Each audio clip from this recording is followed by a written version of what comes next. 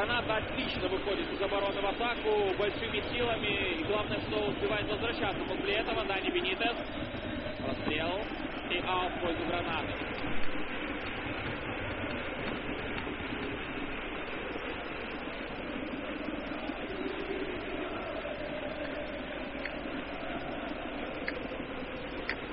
У Бетиса впереди очень сложный календарь.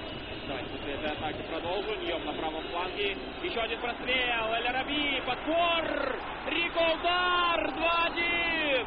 2-1 Граната. Вот при такой игре, когда Бетис просто душил, давил как удав Гранату, Граната сподобилась на контратаку и забивает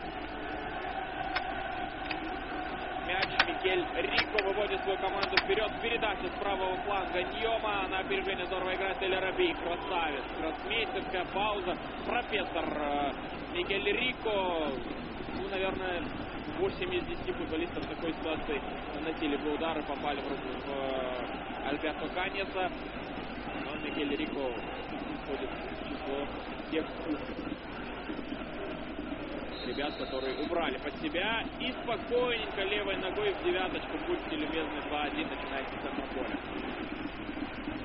Ну а осталось играть всего 15 с небольшим минут основного времени, плюс то, что добавит арбитр. Напомню, что Бетису в этой встрече нужна победа. Ничья, ну, наверное, тоже будет не лучшим результатом, хотя вот в этой ситуации ПФМЛ, думаю, согласится и на них.